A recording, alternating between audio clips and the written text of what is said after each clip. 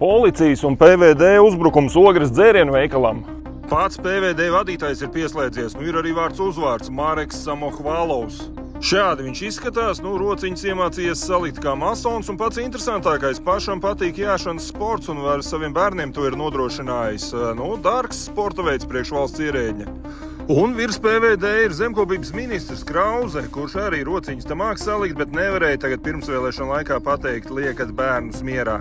Ja jums jau iepriekš likās, ka mūsu valstī kaut kas tomēr nav kārtībā, tad jums bija taisnība, un šis video būs īsts konspekts tam.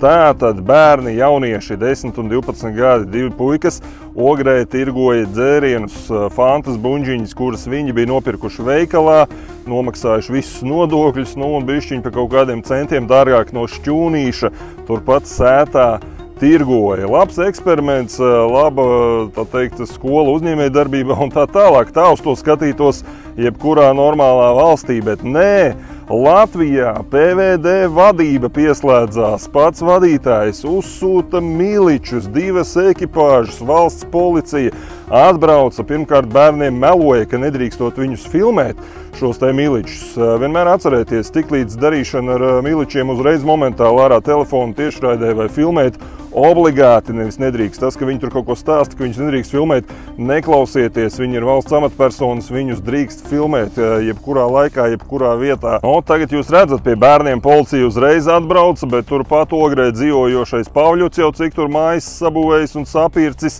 Covid laikā 200 miljonu afēra, gultas pa 660 000 vien izmaksāja, kur tas ir pazudis. Policija pat nepainteresējās, tāpat kā viņa partijas biedrs Pabriks tiek iesaistīts 220 miljonu armijas ēdināšanas lietā.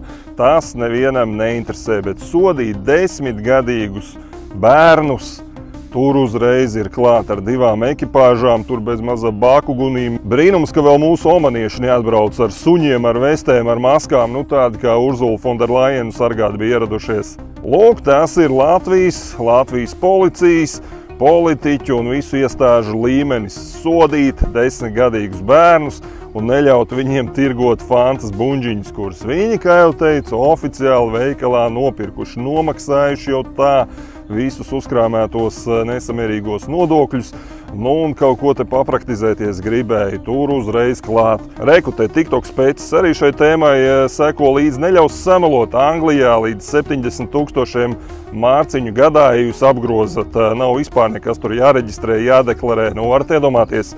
Un te Latvijā bērniem brūk virsū par kaut kādiem pāris eiro. Mani sauc Rudolfs Brēmanis, un mans aicinājums visiem tiktokeriem un visiem blogeriem pieslēgties šim te jautājumam un turpināt par to runāt. Tas bija labs eksperiments, lai parādītu, kā lietas notiek Latvijā. Ir laiks izbalsot ārā šo te sapuvušo vāru. 8. jūnijā mēs to varam izdarīt. Padalieties ar šo te video.